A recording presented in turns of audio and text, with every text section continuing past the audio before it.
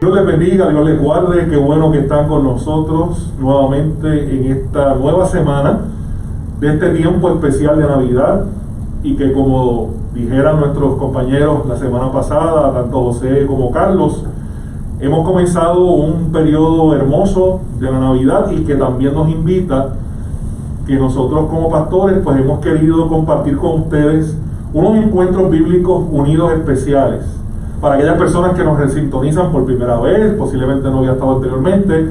Estos son unos encuentros bíblicos semanales que hemos estado celebrando en unión las iglesias Discípulos de Cristo de la Central, Dorado Pueblo, Puerto Nuevo y Sonadora. A través de nuestros laicos, de nuestros maestros, en algunos momentos hemos entrado algunos de nosotros también a compartirlo, pero en esta ocasión hemos querido, en este mes de diciembre, precisamente los cuatro pastores, hacer combinación entre nosotros y compartir los relatos de la Navidad, particularmente desde el Evangelio de Lucas. Así que, como yo le decía a Dorado Pueblo en estos pasados domingos, le invité a que fueran leyendo esos primeros dos capítulos básicamente del Evangelio de Lucas, porque hay unas estampas que hemos seleccionado para cubrir durante todo este tiempo. Algunas de ellas son un poco más largas que otras, pero así usted pueda, en la versión que usted tenga, sea en español, en inglés, la que a usted le guste, usted pueda leer con calma esos textos bíblicos que nos servirán de base para estos encuentros bíblicos unidos.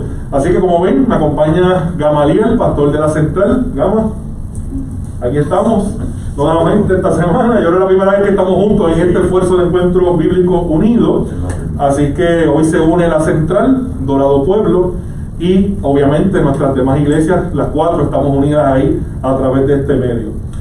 Así que la base bíblica de hoy es una base bíblica amplia. La semana pasada los muchachos estuvieron dando una introducción al Evangelio de Lucas, pero mirándolo, esa introducción enfatizando la verdad lo que es el relato de la infancia de Jesús.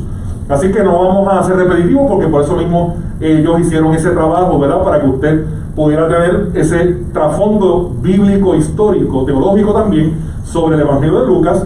Y nosotros vamos a comenzar ya de lleno en la noche de hoy. Vamos a trabajar ya el aspecto del texto bíblico, que en el caso nuestro la base, como ya dije, es amplia, pero usted la puede tener con calma en su hogar, que empieza en ese primer capítulo de Lucas, desde el verso 5 hasta el verso 38. Los dos anuncios. Los dos anuncios básicamente que se hacen en esa sección del 5 al 38.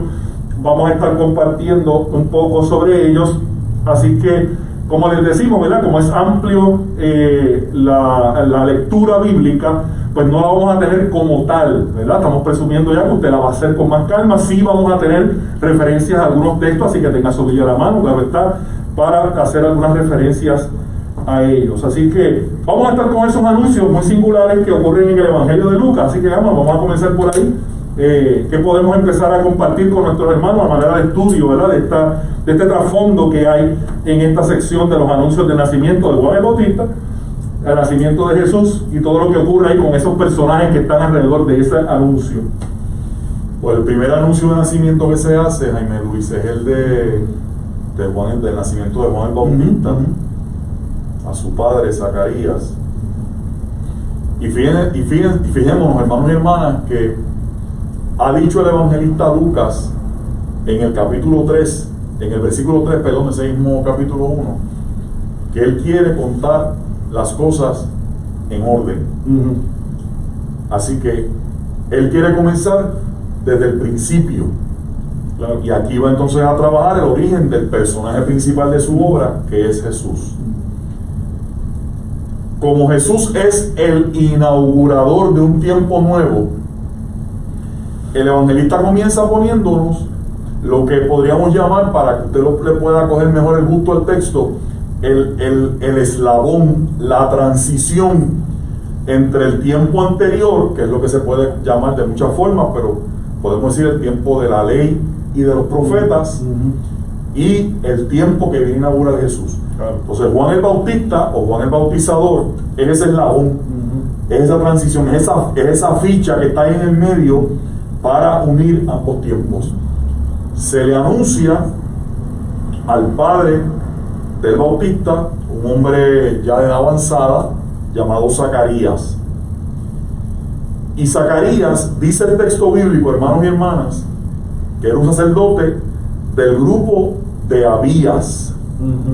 Su mujer, descendiente de Aarón, que se llamaba Isabel, se da una descripción que ahorita la vamos a mencionar Jaime y yo, pero para ir con Zacarías, de cuál es el perfil ético, el perfil moral de estos dos creyentes, de estos dos israelitas.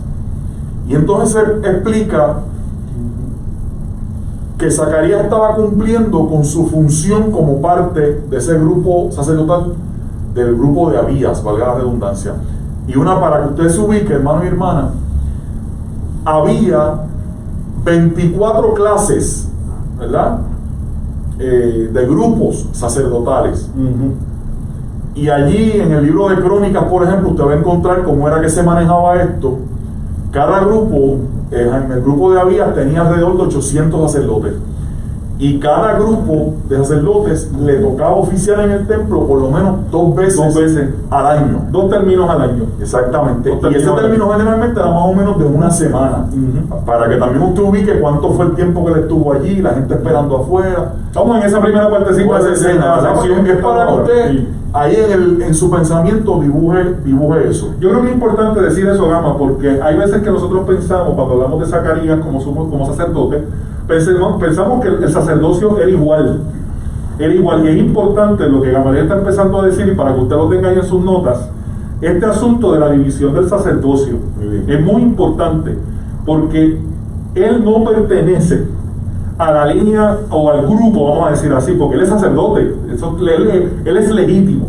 Lo que sucede es que, como acaba de decir Gama, es tan amplio el número de sacerdotes que los han dividido en 2 grupos, pero como pasa en todo lugar, muchas veces, está el grupo de los que tienen el control, de los que tienen el poder, de los que tienen, vamos a decir, el monopolio del templo, y están los demás. Los que tienen la preeminencia. Y Zacarías es de ese otro grupo, que es el más amplio, de hecho, numéricamente hablando, pero es el grupo de los demás. Y eso es importante, y más adelante vamos a apuntar a eso, pero eso es importante, ¿verdad? Por lo que Gama está hablando ahí. Y para que usted entienda por qué es que el texto dice que el pueblo quedaba afuera, te dice, pero, o sea, que la gente no estaba viendo, pero hay unos sacrificios que se hacían afuera. Ojo, habían ciertas ofrendas de sacrificio que se hacían en un altar que preparaban en el exterior del templo y la gente lo veía. Pero la del incienso, Jaime, hermanos y hermanas, era dentro del templo. Esa no se hacía a la vista de la gente. Por eso es que hace esa distinción de los que están afuera y los que están adentro. Y que en un momento va a decir eso mismo, que ellos se preocupan porque Zacarías se tardaba, no acaba de salir. Y es porque está adentro del santuario, ¿verdad? Así que eso es importante. De hecho, y abonando un poquito más en eso del sacerdocio de él y el grupo al que él pertenecía, hay algunos estudiosos bíblicos que nos dicen, ¿verdad?, que Zacarías es el que hacía el resto del año. Porque si no puede, no está en el templo directamente, y como usted me podrá decir legítimamente, pero es que el templo sostiene a sus sacerdotes, ¿verdad? El diezmo del templo, sí, es verdad. Pero a esta gente tenían también que bregar con su sustento propio, porque con 2 semanas al año usted no podía subsistir. Algunos creen entonces, miren, que Zacarías era un tipo de agricultor que se dedicaba luego allá en su área, en su finca, ¿verdad? En su tierra, a cultivar la tierra. Así que este era un hombre que también pertenece, no solamente sacerdote, sino que pertenece a una clase humilde. Y eso es importante en Lucas.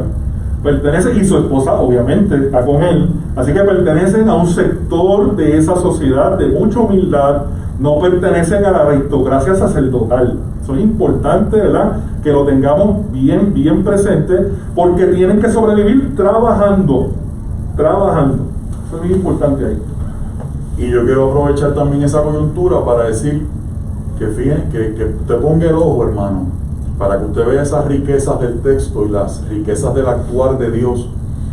Fíjense cómo en este contexto, que podríamos decir que es un contexto religioso, litúrgico, llega Dios al encuentro de este ser humano, pero así también llega al villorrio insignificante llamado Nazaret, donde está aquella muchacha, a la que también le van a hacer un anuncio trascendental para su vida. Fíjense cómo, aprovechando eso que estamos diciendo ahora, cómo vemos esa riqueza y esa belleza de la diversidad del moverse, del actuar, del quehacer de Dios. Y hablando de ese quehacer, consecuente con lo que dije al principio, ¿verdad? De que el escritor bíblico ha dicho que quiere decir las cosas en orden.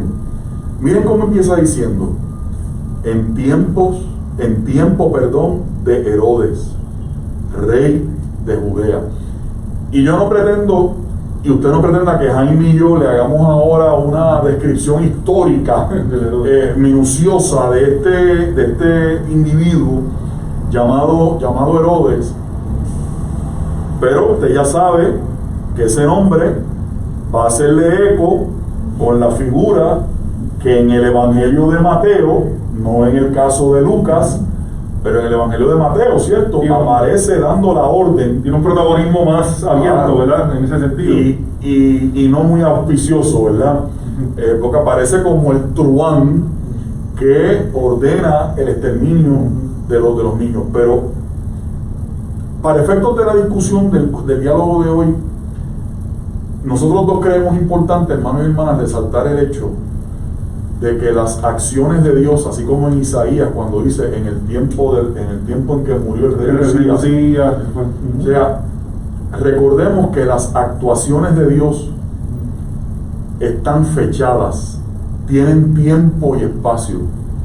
Y a mí me gusta decir en esta hora, hermano, que usted recuerde que usted ha creído en un Dios que no se queda por allá en jardines colgantes cósmicos, en una estratosfera lejana e inaccesible, sino que las acciones de Dios las piensa, las concibe y las diseña para que penetren en nuestra historia, para venir a afectar nuestra vida y lo que es la manera en que se conforma nuestra cotidianidad. Y que de hecho es tan evidente eso, volviendo a retomar también lo que empezaste a plantear hace un rato, como, mis hermanos, usted ve en la lectura que estando él llevando a cabo lo que le correspondía, qué coincidencia, sabemos que no lo es, cómo Dios escoge no solamente irrumpir en nuestra historia, sino cómo Dios selecciona un momento muy particular, porque le tocaba a él hacer el momento de esa ofrenda expiatoria, entrar al templo,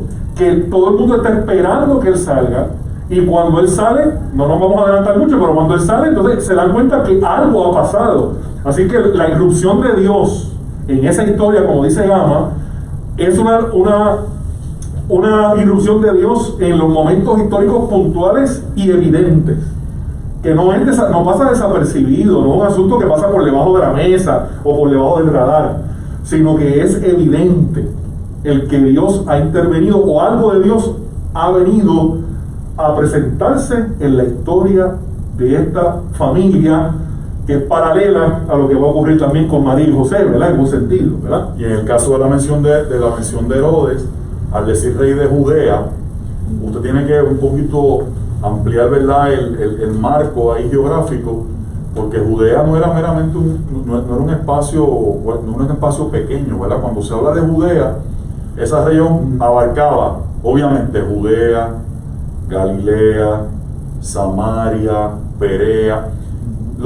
Menciono eso para que usted tenga presente que son lugares en los que después Jesús de Nazaret va a estar ejerciendo buena parte de su ministerio. Vamos a decir que no fue que apareció meramente en San Juan, sino está en el área metropolitana de San Juan. Exactamente. Que te cubre un sinfín geográfico, una amplitud geográfica mayor, de los cuales Jesús luego en su ministerio, vamos a ver que los evangelios nos ponen a Jesús caminando por todos esos lugares. Y de alguna forma, ese día en que él está haciendo el sacrificio, volviendo al caso de Zacarías, haciendo esa ofrenda, alguien de ese lugar, estaba en esa multitud, ¿verdad? Así que ya Dios está empezando a hacer ruido, el buen ruido de Dios, claro está, también a hacer su ruido, dejándose sentir en medio de la situación que están viviendo. Sería bueno que en estos relatos, hermano, usted ponga el ojo también en lo que yo quisiera llamar, y junto con Jaime Luis, Fíjense en el contraste. Estas son historias que están también llenas de contrastes. La irrupción de lo divino con lo humano en su condición más sencilla, la más llana. Miren aquí, el ángel que le anuncia a Zacarías, el ángel que le anuncia a María. Pero ¿a quiénes le anuncia? Zacarías, ya estábamos explicando ahorita quién es Zacarías, que aunque Zacarías era sacerdote, Zacarías era lo que llamarían después en un momento de la historia de la iglesia, era del bajo clero. Era un hombre sencillo.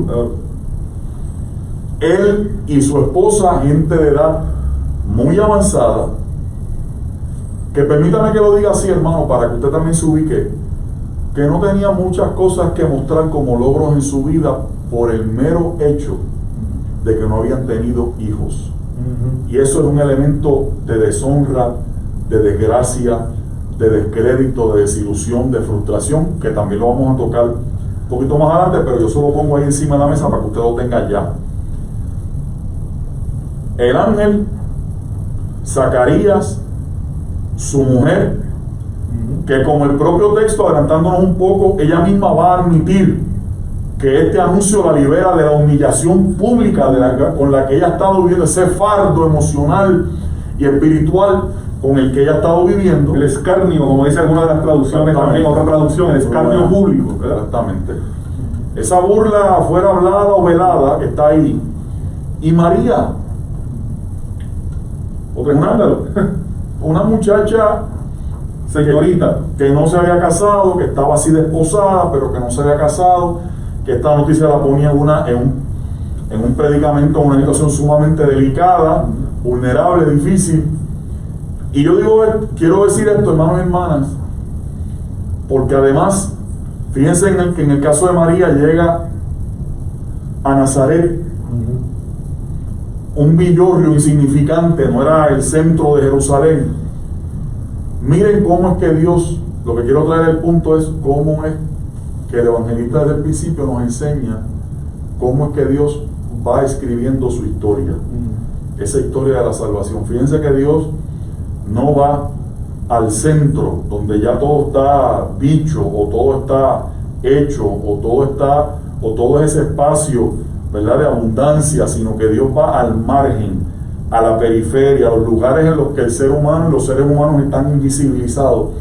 Y a mí me gusta decir esto, ¿verdad? Me gusta este Dios en el que yo creo, porque es el Dios que va y que se revela y que construye historia donde posiblemente nadie ni lo está esperando ni está atento a ese lugar. Ahí es que está Dios. La sorpresa de Dios. Fíjate que me llama la atención, mis hermanos y mis hermanas, en esa sección en que estamos, ¿verdad?, de cuando está él en el templo haciendo la ofrenda y aparece el ángel, esa sorpresa que da, de toda esta descripción que hemos resumido de quiénes eran ellos, y paralelamente, ¿verdad?, lo que ocurre con María y José, aunque aquí José no es tan protagónico como en Mateo, pero obviamente está José presente, aunque sea sigilosamente, está por ahí. Implícitamente es la palabra, gracias, está por ahí. Fíjense en que la descripción de estas dos familias, incluyendo de Zacarías y Elizabeth, que también se le llama Elizabeth en otras de las traducciones, fíjense en que es interesante porque son familias piadosas. O sea, familias que son gente genuina, gente con una fe transparente, gente que, diríamos nosotros en el argot nuestro hoy, que son gente de iglesia, que son gente buena, gente íntegra. Hay una imagen que Gamaliel usa mucho y a mí me gusta mucho que él la usa, de que nosotros no somos quien de desatar los cordones de sus zapatos, ¿verdad? En el sentido de que son gente santa, ¿verdad? En el buen sentido de la palabra. Y cómo a pesar de eso, y dedicado al templo, en el caso de él, y obviamente que ella está ahí con él, cómo se sorprende ante la realidad de una manifestación especial de Dios a través del ángel. Y la pregunta que yo me hago, y que usted la puede, ¿verdad?, mirar cuando en el texto, dice que el ángel está respondiendo a una oración. Entonces la pregunta que me hago, ¿cuál oración? La de ellos legítimamente, por lo que Gama acaba de decir, de que no han podido tener hijos, por lo tanto una desgracia en esa comunidad, en esa antigüedad bíblica, en todo ese trasfondo bíblico, no solamente del tiempo de ellos, mi gente, Recordemos que desde mucho antes, en toda la historia bíblica del Antiguo Testamento, una mujer sin hijos es una desgracia. De hecho, la hija de Jefté, allá en Jueces, cuando ocurre lo que ocurre, que finalmente él tiene que ejecutar lo que le prometió a Dios, ella le dice, antes de hacerlo, déjame irme a llorar mi virginidad. En otras palabras, déjame llorar la desgracia de que voy a morir sin descendencia, ¿verdad? Así que esto es un asunto bien, bien profundo. Entonces uno puede preguntarse, ¿a qué oración se refería el ángel? A la petición de ellos por tener un hijo, legítima, muy, muy valiosa e importante, pero también está, recuerden, como dijo Gama, afuera está el pueblo en oración. Un pueblo que está en oración y esperando, ¿verdad?, que salga el sacerdote, y que viene también de una historia de oración y de petición para que Dios cumpla su promesa que le he dicho de salvación. Así que aquí hay dos maneras de ver esto, o las dos juntas. Como el ángel viene a contestar por un lado, porque obviamente Elizabeth queda embarazada. Cómo Dios utiliza la realidad cotidiana de esta familia, que a su vez era una desgracia para ellos, la convierte ahora en un elemento de bendición para ellos, pero una señal para el pueblo de que su oración también está empezando a ser contestada. Fíjate que alguien podría decirte, a lo mejor esos hermanos y hermanas que a mí me gustan, ¿verdad?, que son inquietos y que buscan, dirían, bueno, pero la petición de un hijo, si ya ellos estaban en una edad tan avanzada, claro, pues a lo mejor ya no estaban ni pidiendo eso en ese momento, sorpresa, ¿verdad? Porque ya había pasado el tiempo en que eso podía ser una posibilidad. Ya biológicamente no era posible. Por eso es que entra, como está diciendo el pastor, esta otra alusión a una petición colectiva de un pueblo que estaba esperando el cumplimiento de una promesa de salvación que Dios había hecho a sus antepasados. En un caso o en el otro, o en ambos casos, hermanos y hermanas, fíjense que esa irrupción de lo divino en el escenario humano, en el Antiguo Testamento aparecen varias veces esa misma frase, no temas, ¿verdad? Y es que podemos decir que el encuentro del ser humano con lo divino le produce una sensación de sobrecogimiento, ¿no? Un sobrecogimiento de temor, que no es miedo, ¿verdad?, sino es sentirse que uno está arrobado, ¿verdad?, frente a algo que uno reconoce que trasciende a uno. Fíjense que ese no temas, y nosotros vamos a estar haciendo alusión a las dos escenas, también se le dice a María, claro, no temas, no temas. Y esa palabra de aliento que el ángel le da a Zacarías, que tu petición ha sido escuchada, que tu mujer te dará un hijo a quien llamarás Juan, ¿verdad?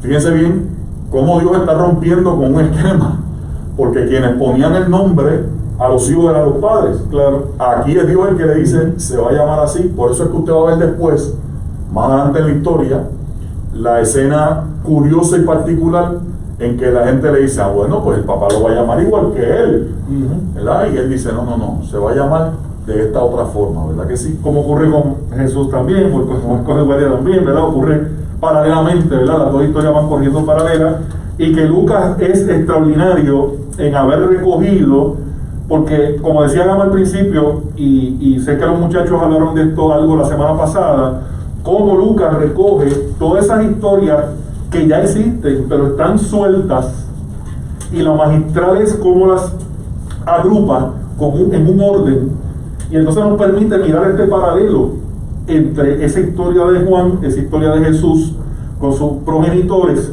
y cómo eso es parte de esta historia de salvación, y es parte de la visita de Dios a nosotros acá, ¿verdad?, como seres humanos acá a la tierra, ¿verdad? Así que el asombro me parece que llama también el asombro de Zacarías, ¿verdad?, diciéndolo un poquito así de una manera más popular, por decirlo así.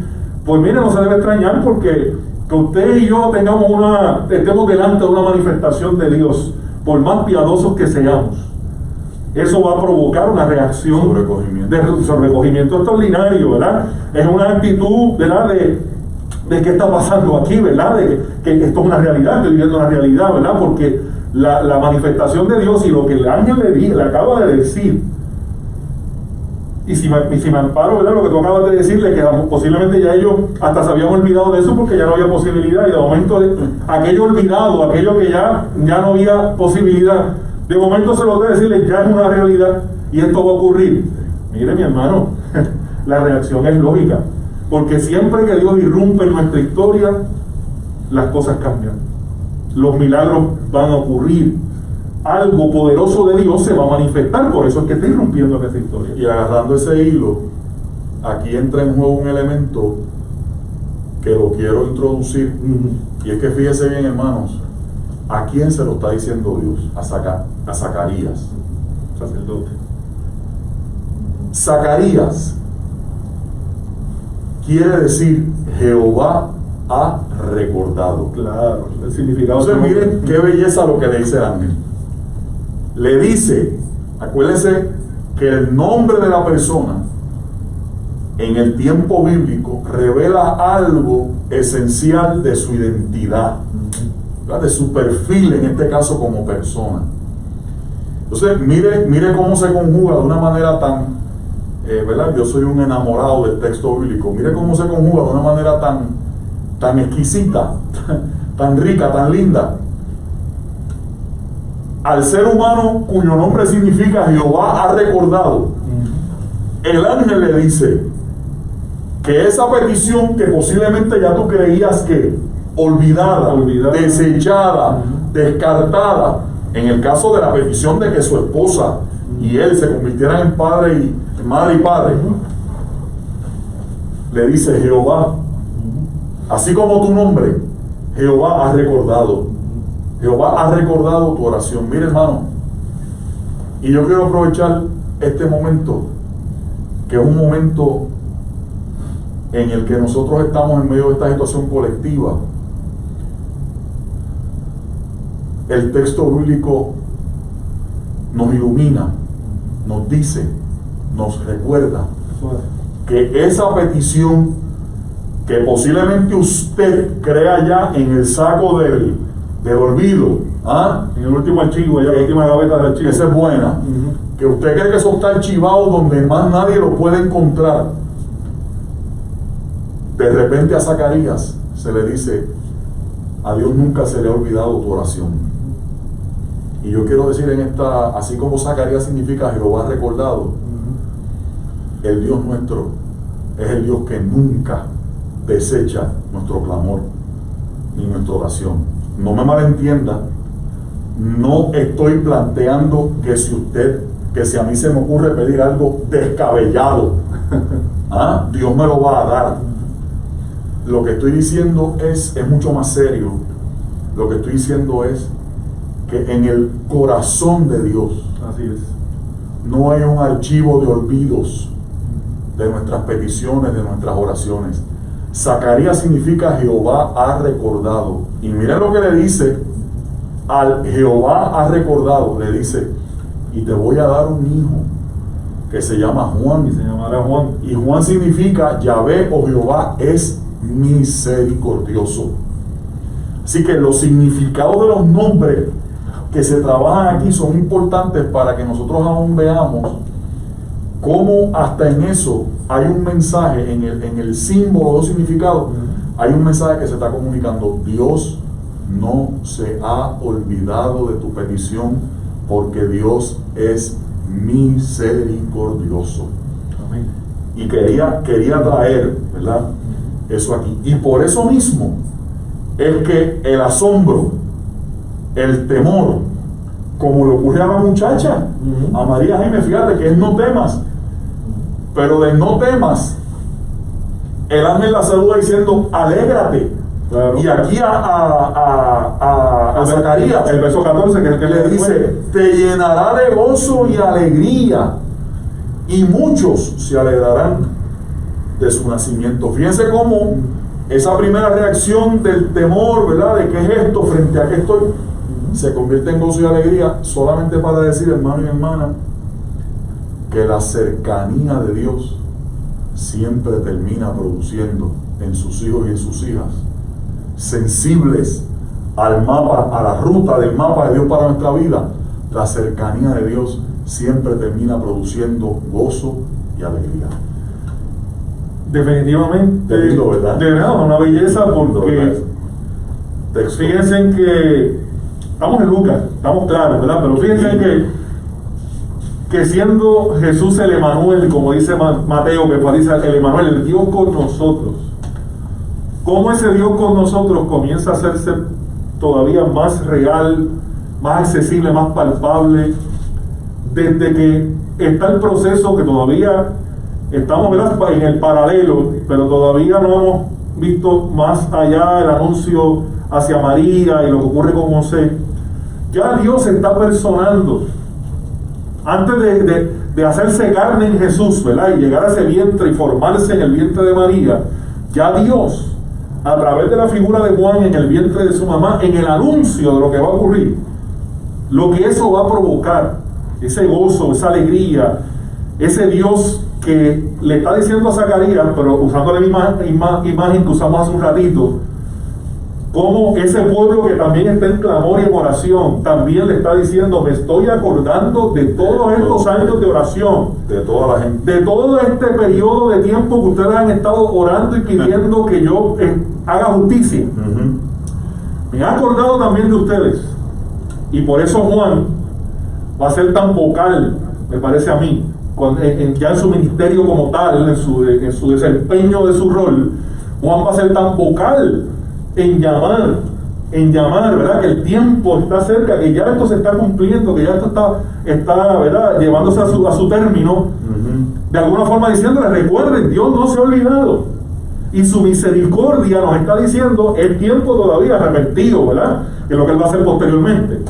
Así que fíjense que esos versos que siguen a ese verso 14 son maravillosos, porque de alguna forma, ¿verdad?, va a dar unas descripciones generales sobre lo que va a pasar con él, pero ese asunto, ¿verdad?, que va a hacer que muchos vuelvan al Señor. O sea, que van a hacer que muchos también recuerden quién es Dios, y que Dios siempre cumple su promesa, y que Dios siempre está presente, y que su misericordia es grande, y que nos mira a una familia piadosa, sencilla, humilde, que tiene una situación social que ya hemos mencionado, y que no queremos que usted se olvide de la situación que tienen él y su esposa, Zacarías y Elizabeth. Porque no se nos ha olvidado eso. Porque por más piadosos que fuesen, el hecho de no tener esa descendencia, la gente los miraba con recelo. Algo habían hecho supuestamente ellos, algo habían incumplido con Dios, y más sin embargo Dios, al acordarse de ellos, también les está diciendo: ustedes no están en vergüenza, ustedes van a estar en el lugar donde les corresponde, ¿verdad?, a estar por su fe, por su confianza, porque yo me he acordado de ustedes, porque ustedes han sido fieles a mí, ¿verdad? Como en toda esa realidad vemos que también el Dios nuestro se acerca para hacernos esa justicia también. Jaime, permíteme, sí, para propósitos de dejarlo consignado en ¿verdad?, en el encuentro, se habla de 3 características de Juan el Bautista en ese anuncio que le hace, que Jaime está hablando los versos después del 15, 16, 17 aproximadamente por ahí. Se dice 3 cosas: que será grande, según la versión que usted tenga, será grande ante los ojos del Señor, será grande ante el Señor. Y con eso se refiere, como vamos a ver después en el desarrollo de su vida, a su obra, a su quehacer como profeta. Será grande ante el Señor, ¿verdad?, la obra de profeta. La segunda característica con el asunto de las bebidas fermentadas es, y que algunos hablan, ¿verdad?, había una orden en aquella época de los nazireos o nazareos, depende, ¿verdad?, cuando tú te lo leas. Pero el asunto importante es que se trata de una persona que se entiende que su vida va a ser una vida dedicada separadamente para Dios. Usted se busca en Números capítulo 6, no podemos entrar ahora el pastor y yo en eso, pero en Números capítulo 6, así tocando de memoria, usted va a encontrar algo de eso. Y dice que va a ser lleno del Espíritu Santo. Y usted dice: Bueno, sí, es que Dios a todo el mundo que llamaba lo llenaba, le ratificaba que lo estaba llenando del Espíritu de Dios. Pero si usted se fija en muchas ocasiones, hermanos y hermanas, que ya nosotros venimos con el Espíritu de Dios, ¿verdad?, en nuestras vidas. Pero fíjense que hay textos bíblicos en los que hay un llamado, hay una vocación, y en ese momento es que Dios declara que a la persona le es entregada o le es conferido el Espíritu de Dios en el momento de la vocación. A Juan se le dice que es lleno del Espíritu Santo desde el vientre materno. Fíjense que es una manera de resaltar que que va a estar en ese vientre de Isabel, este es algo serio, ¿no? Y dicho sea de paso, mucha gente ve una relación, estas son cosas, ¿verdad?, que decimos para que usted vea y usted se provoque a sentir interés en el texto, de que cuando viene la salutación, cuando María visita a Isabel en los próximos episodios, y la criatura salta en el vientre de Isabel porque algo ha pasado en ese saludo, mucha gente ve ahí precisamente el hecho de una manifestación de esa llenura del Espíritu, de que la criatura desde ese momento, como el símbolo, ¿no?, de que la criatura estaba reconociendo que algo especial estaba ocurriendo. Sí, el asunto de Nazareo, como tú decías, es importante separarlo de lo que es nazareno, que son dos cosas distintas. Nazareo, ¿verdad?, que es el que se separa. Nazareno es el gentilicio. El que se separa, el que se aparta para consagrarse a Dios, ¿verdad?, para hacer una labor especial. Que es interesante que en la Biblia tenemos esa referencia a Samuel, si no me equivoco, y a Sansón. Son las dos referencias que tenemos, y ahora que desde el vientre. Y es interesante porque cuando hace la mención de la llenura del Espíritu Santo, a Juan se la da desde el vientre. Mas sin embargo, su mamá siente esa llenura en ese momento en que se encuentra con María, en el verso 41, mucho más adelante. Es cuando es llena del Espíritu Santo, y Zacarías fue lleno del Espíritu Santo todavía más adelante, en el verso 67 para allá. Y ahí toda la familia entonces participa de la bendición. Pero el primero que recibe ese sello de la llenura del Espíritu es Juan en el vientre. Así es. En el vientre de ella. Interesante. Así es. Interesante eso por demás. Ajá. Miren cómo en esta escena, lo que decíamos ahorita, se sigue acumulando, ¿verdad? Y fíjense que nosotros estamos tocando este texto, pero también estamos trayendo a María, unos elementos de María, porque como con María también vamos a bregar en la próxima clase, claro, con lo de la visita de Elizabeth. Lo que estamos tirando de María son unos atisbos ahora. Fíjense, gente querida, que a María se le anuncia el nacimiento de un niño y que le pondrán por nombre Jesús. Y yo quiero volver otra vez a insistir en el asunto de los significados de los nombres. Jesús significa Yahvé o Jehová salva. Miren todo lo que está pasando en este capítulo 1. Mientras Zacarías e Isabel se sentían marcados por el carimbo del dolor de no haber cumplido ese propósito de ser ese proyecto que le daba sentido máximo a la vida de una mujer y de un hombre, ¿verdad? Porque Zacarías aquí no tiene en quién prolongar su nombre.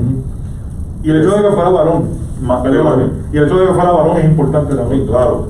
En esa sociedad es importantísimo. Fíjense que está ahí, aquí se manifiesta que Jehová es el Dios que recuerda.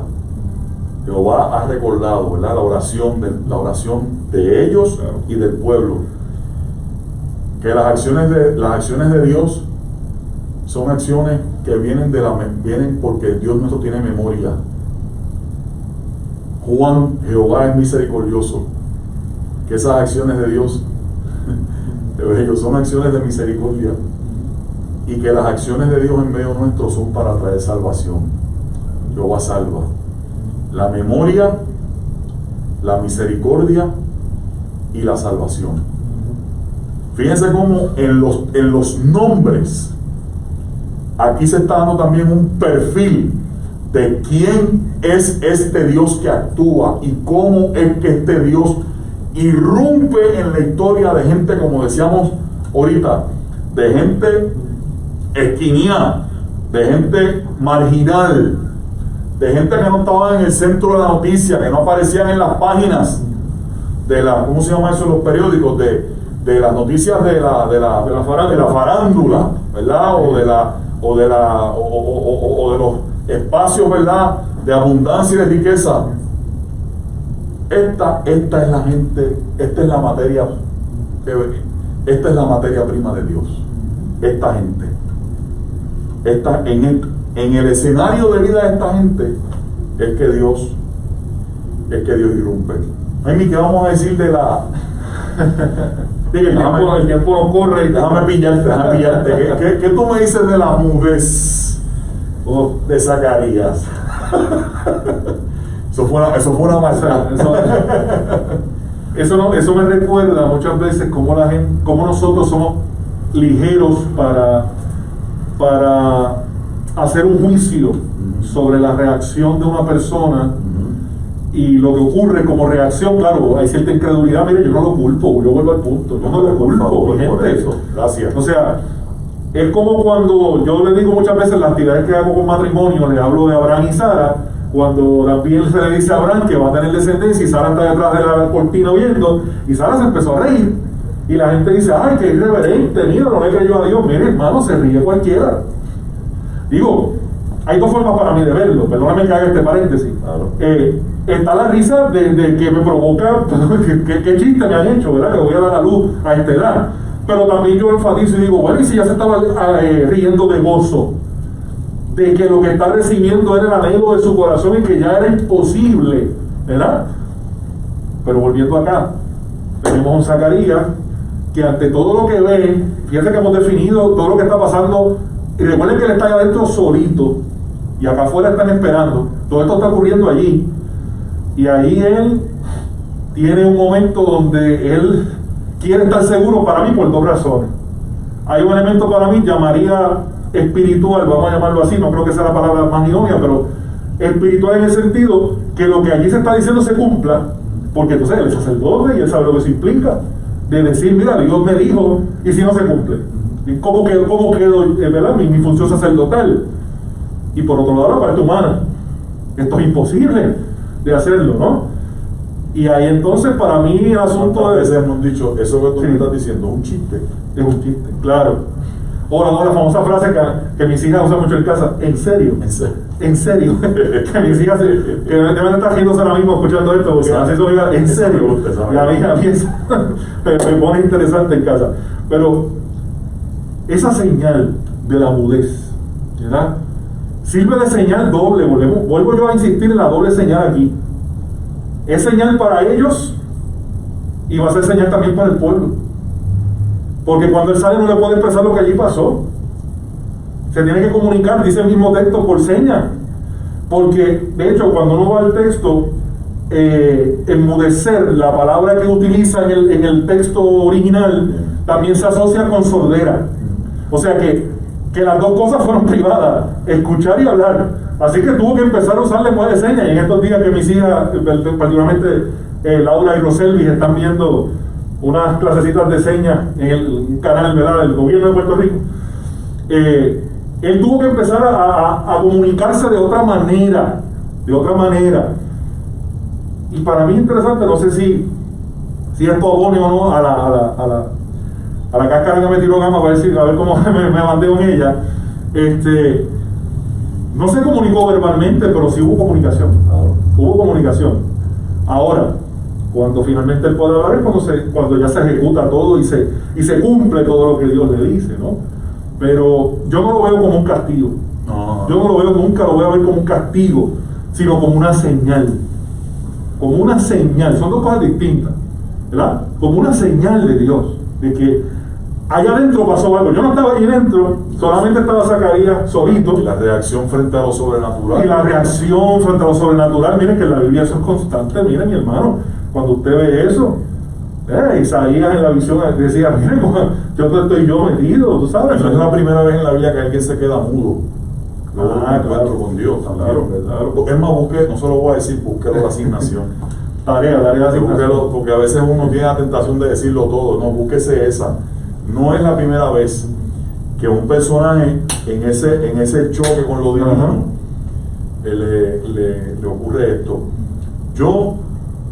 Alguien puede preguntarnos ahí. Sí. ¿Y por qué a la muchacha María, que también preguntó? Claro. Aunque podríamos ir a los matices de la pregunta de María, pero para no meternos ahí, ¿por qué ella no enmudece? Fíjense, yo creo que ahí también tenemos que poner un poquito el ojo de lo más elemental en lo humano, de que estamos hablando de una jovencita que no tenía tampoco el millaje de vida espiritual que ya tenía Zacarías y su esposa, claro, ¿verdad? Y obviamente Isabel, ¿verdad? Y al final del camino, que le anunciara un hijo a una pareja legítimamente casada, pues bueno, era una maravilla, pero no implicaba un problema tampoco social y moral como lo era para María. O sea que usted no se extrañe de ver que hayan ángulos también de esto que tengan que ver con cuáles son las expectativas que se tienen de uno, ¿verdad? De una persona y otra, para manejar situaciones. Un elemento que yo quisiera, Jaime, echar 2 pasitos para atrás es cuando se habla en el texto bíblico, y pido perdón por esta omisión de mi parte, por si alguien se está preguntando, rapidito lo voy a decir. Cuando se dijo ahorita de las características de Juan, se le dice que también irá con el espíritu y el poder de Elías para reconciliar a los padres con los hijos, a los rebeldes con la sabiduría de los honrados. Así preparará para el Señor un pueblo bien dispuesto. Esta alusión a Elías, aquí sí que tenemos que meternos en el texto para que usted la pueda entender. La va a encontrar allá en un profeta de esos, Jaime, que a lo mejor la gente no lee mucho, porque del Antiguo Testamento se leen más otras cosas, ¿verdad? Pero hay un profeta llamado Malaquías, que en los capítulos 2 y 3 de su libro, para que usted lo pueda buscar, hace referencia, pastor y hermano y hermana, Jaime, a que esa vuelta de Elías es para preparar de alguna manera el camino del Señor para una era, es para preparar lo que se llama una era mesiánica, ¿no? De intervención de parte de Dios. Claro. Así que es una referencia a cómo en el imaginario religioso del pueblo de Israel se veía la figura de Elías. Es como decir, Juan el Bautista es el nuevo Elías. Es el Elías, aquel allá, acá, es el Elías que va a preparar el camino del Señor. Fíjese bien que esa es la insistencia en los evangelios con respecto a la figura de Juan el Bautista y cómo él mismo desarrolla la conciencia de que era así. Una de mis admiraciones, aquí en un plano bien personal por el carácter de Juan el Bautista, es que no es fácil usted saber de antemano que usted no es el que es. Porque eso de ser el que es como que toda la luz es para mí, ¿verdad? Juan sabía que él no era el que era, que él estaba trabajando para allanarle el camino, para preparar el camino para otro. Y hay que tener salud mental para eso, ¿sabe?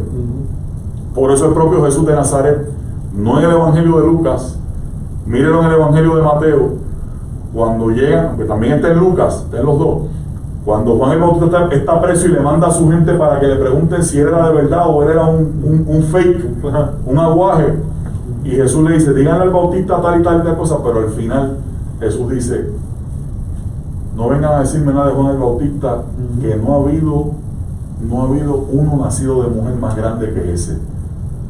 Así que eso de que será grande ante el Señor, claro, así Jesús lo valida, claro, más adelante en su camino, ¿verdad? Traigo eso para que ustedes vean cómo después el texto es un hilo que se conecta a todo, ¿verdad? Y aquí vemos en el principio esos elementos. Y de alguna forma a mí se me ocurre pensar, me ocurre ahora mismo, me ocurre pensar cómo en ese encuentro luego de María con Elizabeth, cómo ya Juan, desde el mismo vientre, al sobresaltarse en el vientre, ya está anunciando que lo que ella hay adentro, porque viene que todavía María no le ha dicho lo que viene. Ella lo que viene es acompañar a Elizabeth, pero todavía no le ha dado la noticia de que ya está esperando del Espíritu Santo. Así que fíjense cómo Juan ya empezó desde el vientre a ser el que anuncia lo que viene en el vientre de María, aún todavía dentro de su vientre. Yo bendigo a Dios por eso, sí, ¿verdad? Bendigo a Dios por eso, porque la maravilla y cómo Lucas, ¿verdad?, nos ayuda a recoger todo ese elemento especial. Volviendo al punto, porque sé que el tiempo nos sigue corriendo y no queremos abrumarlos tanto, ¿verdad? Que estos textos de la infancia son bellísimos y para nuestro contexto, mire, ya hemos dicho varias cosas que ustedes deben estar anotando ahí, recogiendo ahí, importantes. Retomando ese último punto que Gamaliel trajo sobre la reacción de María y la reacción de Zacarías, en uno hay mudez, en la otra aparentemente no hubo, ¿verdad?, ningún tipo de señal más allá de la señal de que lo que había en su vientre, ¿verdad?, era el Espíritu Santo.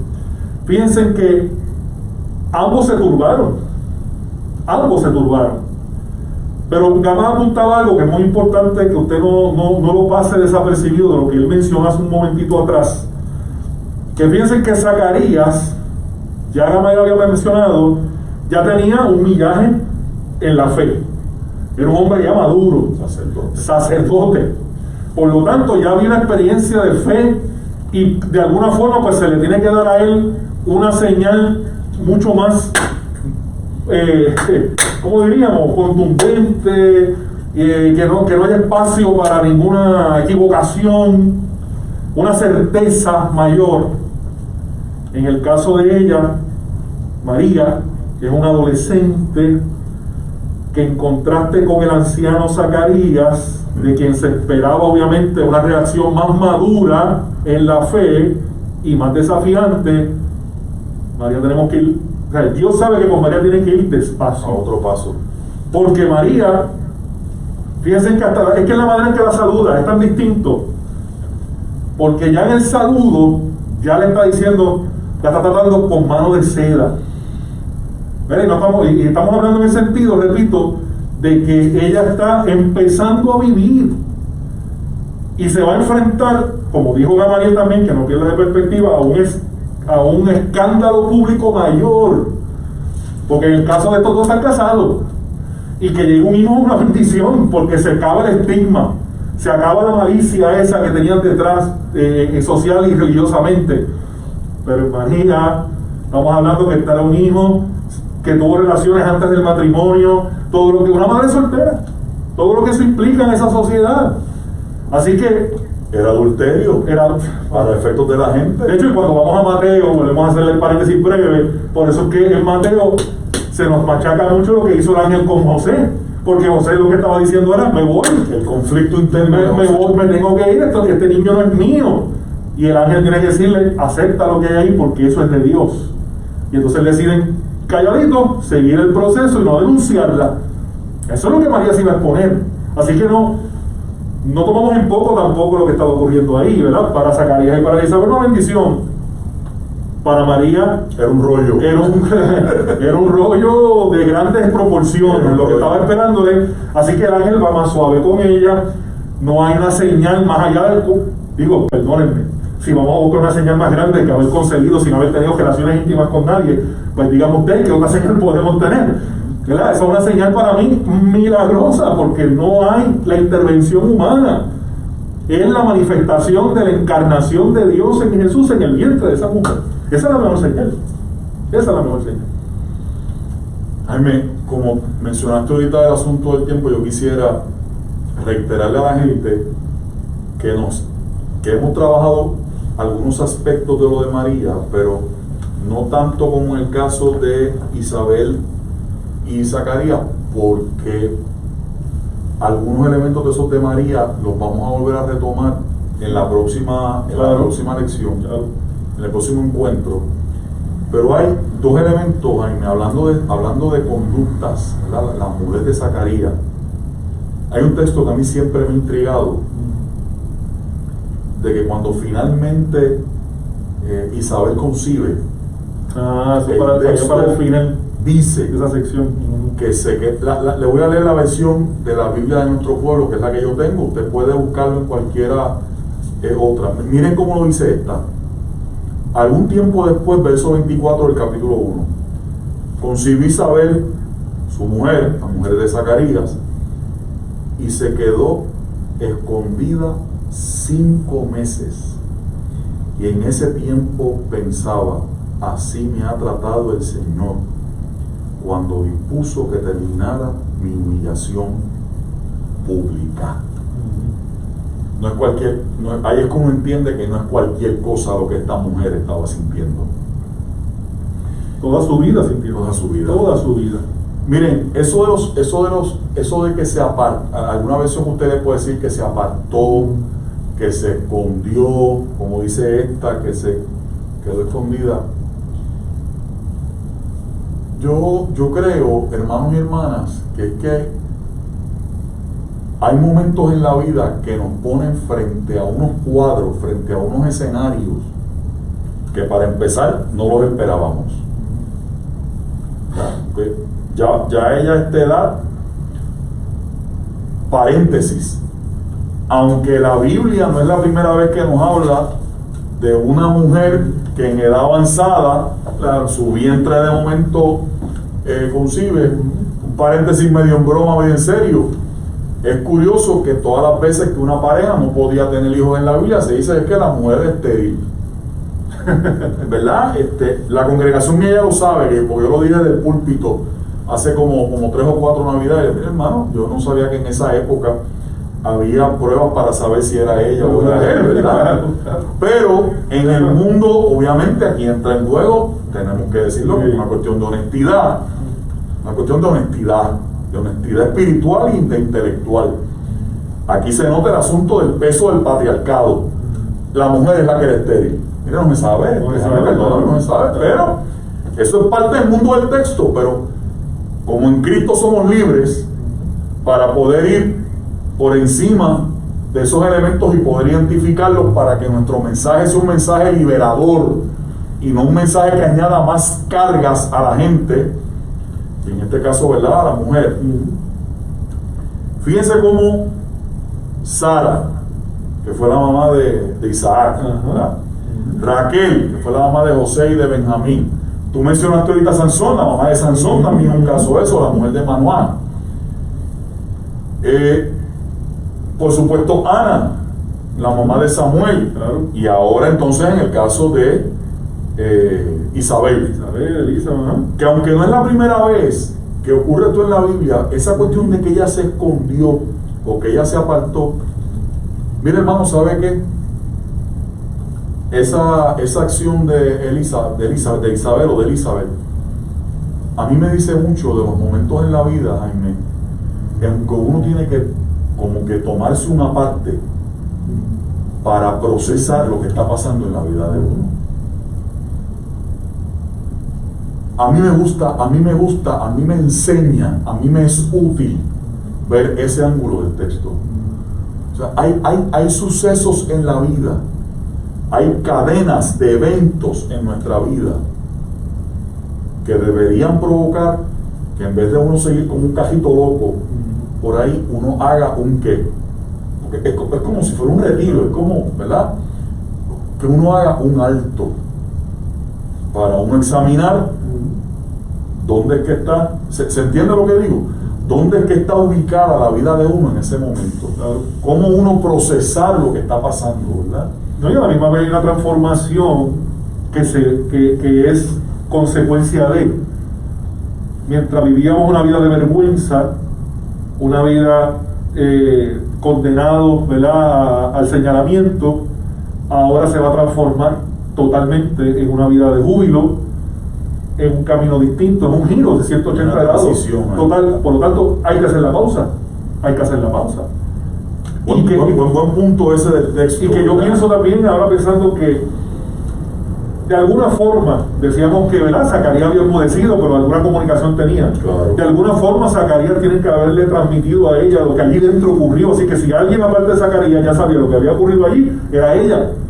Así que tiene que darse el espacio de poder vivir esta realidad, esta alegría que transforma totalmente su vida, para entonces también ver cómo Dios, que sigue siendo el mismo Dios que se acordó desde el principio, ella poder ver ese cumplimiento de ese recordatorio de Dios en su vida. Y Dios se acuerda de nosotros. Yo creo que con eso, ¿verdad?, podemos ir tomando una nota de conclusión, ¿verdad?, porque el tiempo ha corrido en esta ocasión. Rapidito lo de la humillación pública, porque fíjate bien cómo las imágenes que construimos acerca de Dios, que al principio recuerdo que tú pusiste por ahí el pie de lo de que la gente estaba pensando cuál era la conducta inadecuada de ellos. Mira, hermano, entiéndalo, si por si acaso lo ha oído y como que no lo ha captado bien, entiéndalo una vez. La esterilidad era vista como un castigo de Dios por alguna conducta inadecuada, un pecado conocido o no conocido, que esa persona había hecho, había incurrido en alguna conducta de ese tipo, y que de alguna manera le había venido a su vida esa imposibilidad como un castigo, como una señal de que había un asunto ahí que no estaba bien. Usted sabe lo que es que el texto dice, mire qué contradicción, el texto dice que eran gente que era gente piadosa. Y al mismo tiempo, esa gente piadosa vivían sabiendo que los demás los miraban, pensando que había algo torcido, oculto en su vida, que a lo mejor no se conocía. Imagínese eso, porque Dios era la imagen de Dios con respecto a este tema, la habían construido de tal manera que propiciaba que gente como esta viviera con un fardo pesado en el espíritu y en el alma, creyendo que eran gente vista por Dios como de segunda clase. Miren, hermanos, tengamos mucho cuidado. Pastor, permíteme esto. Sí. Tengamos mucho cuidado como nuestro discurso acerca de Dios y el discurso crea en la gente una imagen, en este caso lo que es Dios. Tengamos mucho cuidado como las imágenes que posamos acerca de Dios, en lugar de convertirse en motivos de oxígeno, de vida y de libertad para la gente, se convierten en cargas horriblemente pesadas que le hacen daño y que le han hecho daño a tanta gente, porque le presentamos un Dios, como le pasaba a Martín Lutero, que no haya forma de complacerlo.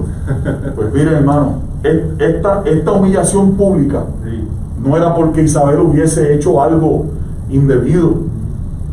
Esta humillación pública nacía de una imagen para mí torcida y equivocada acerca de Dios, y eso sigue pasando en el día de hoy, que las imágenes que el texto nos enseña acerca de Dios, el Dios que se acuerda, el Dios de la memoria, el Dios que actúa para misericordia, y el Dios que actúa y su acción, Jehová salva, Jesús, Yahvé salva, que su acción es de salvación, que nosotros le enseñemos a la gente quién es ese Dios, para que usted vea cómo la gente va a poder encontrar en Dios una fuente de crecimiento, de maduración, de plenitud, de libertad y de vida. Y en otra palabra que quizás le faltó, que a lo mejor usted y hay ciertos sectores que le entienden, eran malditos. Sí. La llamada maldición, eran malditos por eso, por no te digo.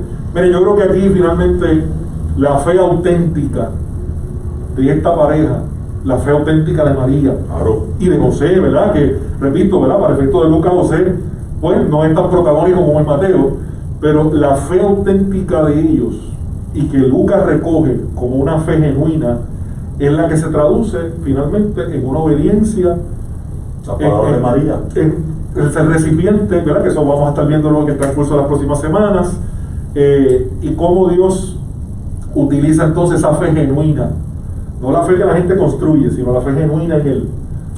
Dios utiliza para hacer su propósito, para encarnarse, como decíamos al principio, irrumpir en nuestra historia y cambiarla diametralmente. Vamos a orar. Seguro. Vamos a orar y pedimos al Señor que usted siga meditando en esto. Le invitamos a que siga leyendo estos capítulos 1 y 2 del Evangelio de Lucas, porque les recordamos, como dijimos al principio, y ya nuestros compañeros lo hicieron la vez pasada, estaremos durante toda esta jornada navideña mirando estos episodios de Lucas 1, Lucas 2, viendo estas historias paralelas y estos mensajes para esta Navidad en medio de la pandemia y en medio de otras pandemias que estamos viviendo al interior. Y ahora que vamos a orar, pídale a Dios, porque este Dios nuestro es el Dios que, al igual que a Zacarías e Isabel, que ya habían visto pasar la vida de frente a ellos pensando que ya no había más nada, de repente Dios irrumpió para traerles, Amén.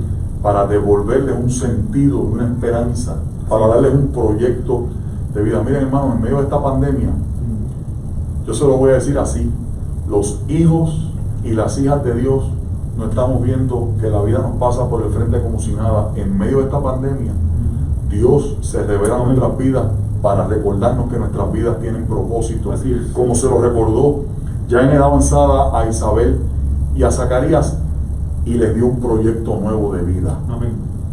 Amén. Ore para que usted abra los ojos y vea los proyectos Así sea. y cómo Dios le quiere devolver el sentido a su vida. Amén. Vamos a orar. Ahí donde usted está, saquemos este espacio de oración y en este comienzo, ya que estamos en época navideña y en estos recordatorios que nos hace el Evangelio de Lucas y estas memorias que el Evangelio de Lucas nos regala. Señor, te damos gracias por este espacio de encuentro con tu palabra, que nos sirve, Señor, de base para seguir reflexionando y obteniendo de ella, Señor, la instrucción necesaria para el desarrollo de nuestra fe.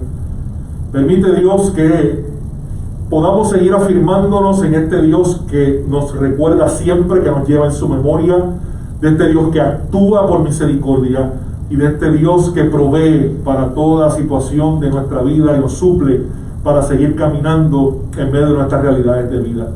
Bendice estos días venideros, Señor, y que en la continuidad de este acercamiento al Evangelio de Lucas, de este relato de la infancia, de la anunciación de Jesús, podamos seguir encontrando, Señor, palabra buena, oportuna para nuestras vidas. En Cristo Jesús. Amén y amén. Amén. Que Dios me los bendiga, que Dios me los guarde. Saludos a nuestras congregaciones y a todos ustedes también en Puerto Nuevo y Sonadora, y a todos los que nos han Un abrazo sintonizado. y bendiciones para todos y todas. Gracias por permitirnos estar con ustedes. Dios me los bendiga. Amén.